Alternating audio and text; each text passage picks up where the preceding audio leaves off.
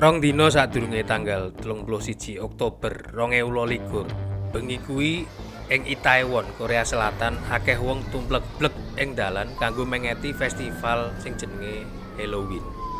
156 wong tiwas dadi korban merga desek-desekan, kentekan ambegan lan kepidak koncone. Ing wektu sing meh padha yaiku tanggal 17 nganti 28 Oktober 2022. Ing Arab, negara sing biasane ketat ing babagan ngene iki merga kuwatir bid'ah, awit ngolehi wargane kanggo mengeti Halloween iki.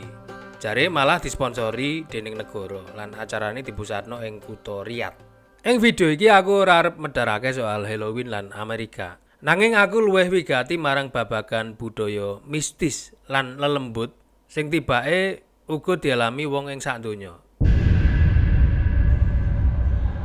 Ing saben-saben negara kuwi mau senajan judul pengetane padha, nanging kenapa jinis setan ing saben negara kok beda-beda? Kayata kenapa ning Amerika kok ora ana sing macak sundel bolong, gendruwo utawa pocongan. Tegese nek tak pikir demit ing saben-saben negara nek ngono kan beda. Kalebu ing Nuswantara dhewe demite uga beda. Nah iki apa merga demit kuwi duwe tlatah teritorial kaya kerajaan ngono kuwi apa merga ana wangsulan liyane? Mula kanggo jawab pitakonan-pitakonan kaya kuwi mau, monggo disimak video iki nganti pol.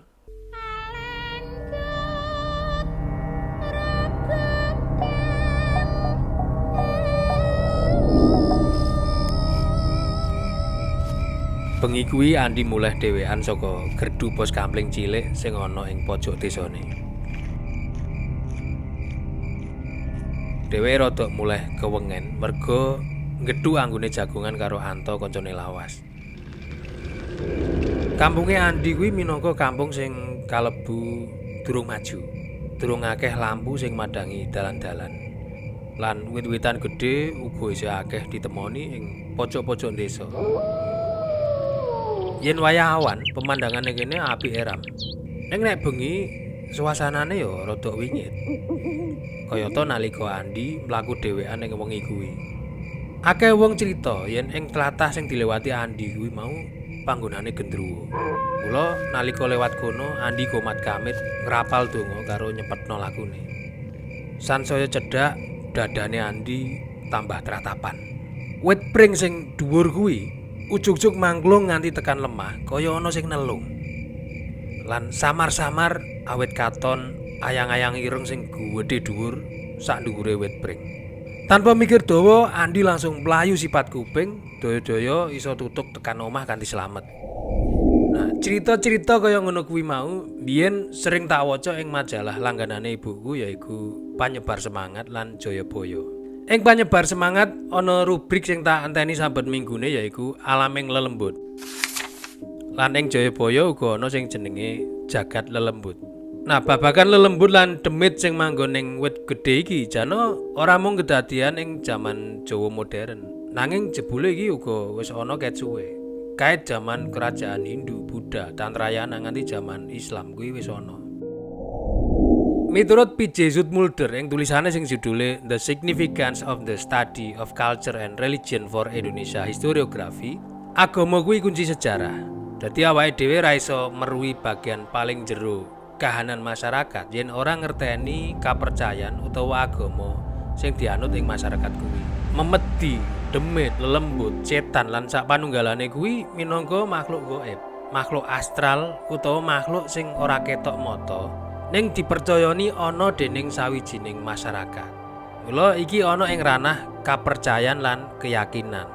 Nek sinau saka teorine sejarawan kondang sing uga nulis buku Sapiens, Yuval Noah Harari, demit kuwi kalebu ing golongan realitas intersubjektif. Realitas intersubjektif yaiku kasunyatan sing ora gumantung ing objek nanging disepakati dening wong akeh. Adat istiadat, agama, moralitas lan sistem keuangan kuwi uga mlebu ing ranah iki. Contoh gampange pocongan. Wong-wong jaman Majapahit mestine ora wedi yen ketemu pocongan merga adat lan agama ing jaman kuwi durung usum kain mori kanggo mbuntel mayit. Kesepakatan babagan pocongan sing medeni kuwi durung kawujud. Dadi pocongan ya lucu menawa nek ning jaman kuwi. Contoh liyane, duit kertas. Wong-wong saiki mercayani lan sepakat yen selembar kertas werna abang iki regane 100.000 senajan kuwi mung kertas tok. Mergo disepakati dadine ya payu. Iso dijolno beras kira-kira 9 kilonan. Ning beda nalika sampean gawa dhuwit atusan ewon iki ning jaman Mojopahit, maneh. Mesti ya ora payu, wong mung kertas tok. Nah, iki sing diarani realitas intersubjektif. Cerita-cerita sejarah uga kadang iso manggon ing ranah iki nalika pinemu para ahli padha kabeh. Merga ing tahapan penelitian sejarah kuwi ana sing jenenge interpretasi sing kadang iso subjektif yen kritik sumbere kurang. Mula bebedan pinemu soal sejarah kuwi justru apik ben ora mlebu ing ranah realitas intersubjektif. Dadi debat-debat kuwi ra masalah asal ora miso-miso.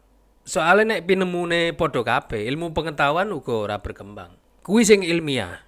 Dene sing ora ilmiah kayata mitos lan legenda ing masyarakat, cacahe tambah akeh. Merga diyakini lan diamini dening wong akeh. Legenda-legenda cerita lelembut kayata cerita pocongan, kuntilanak, gendruwo lan sapinunggalane kuwi kalebu ing ranah realitas intersubjektif.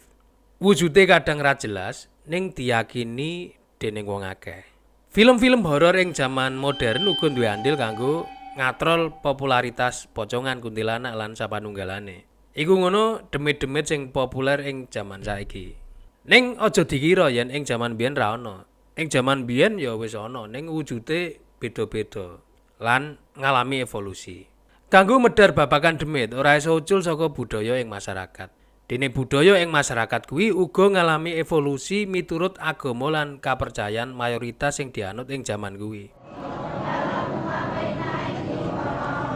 Mula sakliyane budaya, agama uga menehi pengaruh ing wujud-wujud sing medeni ing masyarakat ing komunitas tertentu. Halo Mas Arif. Mas, sampean pernah roh demit nggak Mas? Nek sampai saiki Mas ya, aku durung pernah tahu jeneng ngertine wujude demit kaya apa. Ya cuma nek kadang merinding ngono pernah, tapi nek ndelok secara langsung durung pernah Mas. Mas, pernah ngerti hantu? Demit maksudnya ya? Demit lembut, Kroso mungkin Mas. kerasa. Kroso. Tapi ngerti wujudnya pernah nggak? Mas? Pernah. Pernah. Apa Mas? Siluet Mas. Siluet. Iya. Mbak, sampean pernah ngerti demit atau memedi ora? Gak pernah ini? Gak pernah. Gak pernah. Blas. Mamane ketemu wedi ora? Ora. Ora wedi. Ora wedi. Tenane. Tenan. Sampean ketemu pocongan sundel bolong karo gendruwo iku sampean sing paling wedi apa? Aku sing paling wedi iki Grenduwo, Pak. Gendruwo. Grenduwo. Bayanganmu gendruwo iku kaya apa, Mas? Grenduwo iki kaya iki lho, Pak, awake kuwedi. Wedi. Bayanganku ngono sih. Hmm. Bayanganku awake kuwedi, ireng, gondrong, ana siunge no, taring siung. Matane apa? Apa? Abang. Bayanganku kaya ngono sih, tapi aku gurung tau nemoni, gurung tau. Gendruwo, pocongan karo kuntilanak. Sampean wedi ndi? Ora wedi kan mau wis ngomong ora wedi. Antarane pocong karo gendruwo misal ketemu sampean wedi, luwih wedi ndi?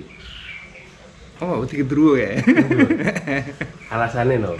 Ya kan mungkin kayak gendruwo kan sesuke gede wireng ngono kan. Nek pocong kan gur mencolot lah. Lucu ya. Nek gendruwo luwih medeni. Iya. Ora kabeh wong nate weruh memedi.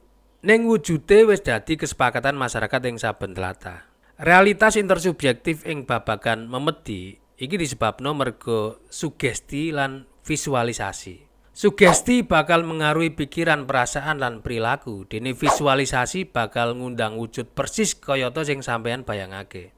Nalika sampeyan wedi, apa sing ana ing pikirane sampeyan kuwi asale saka sing sampeyan deleng. Referensi sing sampeyan lebokno ning utek, mbuh kuwi saka film, buku utawa cerita, bakalan iso divisualno kanthi apik dening utek. Dadi senajan durung nate weruh pocongan utawa kuntilanak dhewe kanthi langsung, ning merga nate nonton film Malam Satu Suro lan film pocongan Mumun, mula sing mecungul ing pikirane sampeyan yaiku sundel bolong lan pocongan. Saya cetha visualisasine, mula sing teka uga saya nyata. Merga nek ning Islam, jin kuwi bakal mujud dadi wewujudan sing sampeyan wedeni.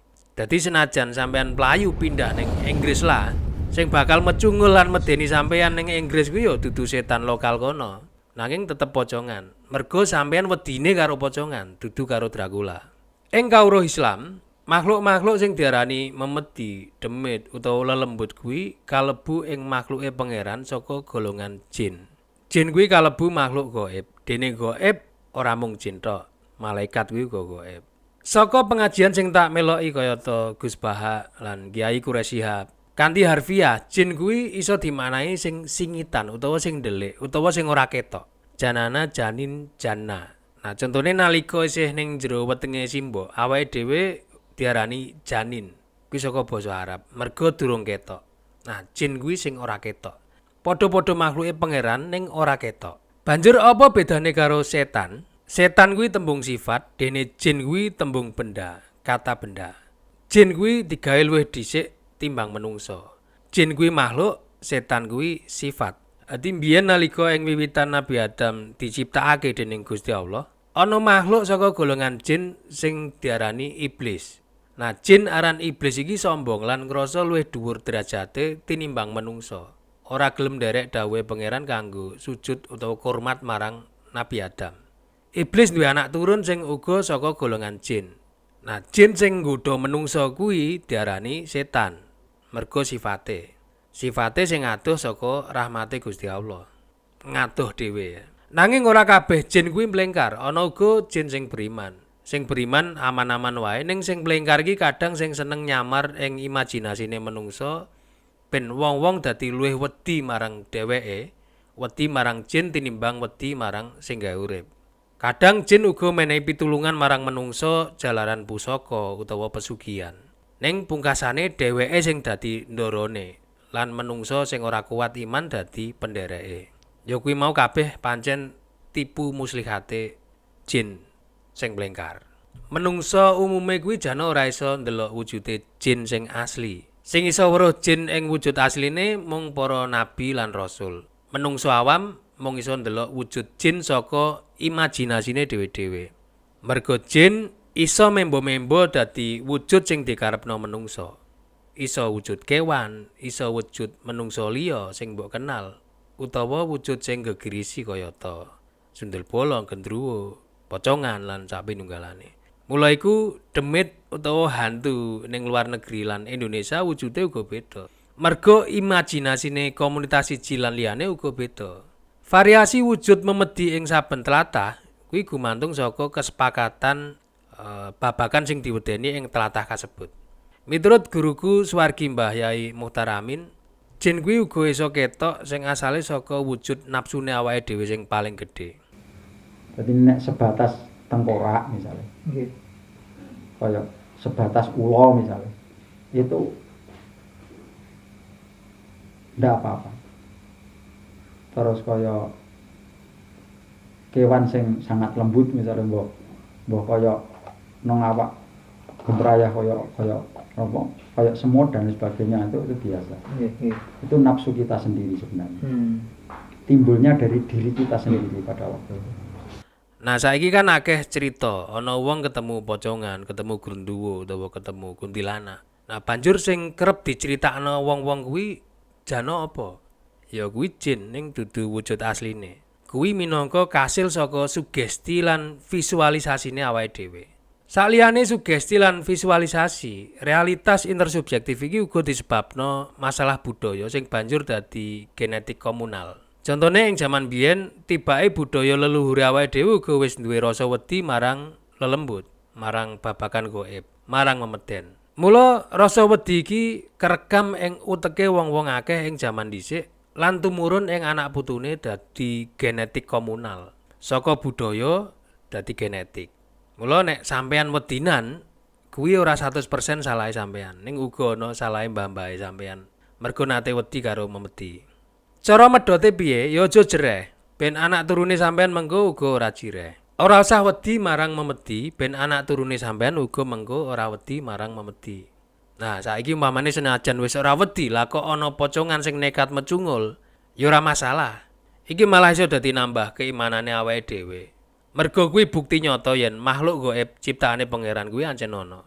Kanthi mikir kaya ngene, mula arep diweruhi apa ora diweruhi ya ora masalah. Ben demite mangkel dhewe. Matur nuwun gelem nyemak nganti pol. Wassalamualaikum warahmatullahi wabarakatuh.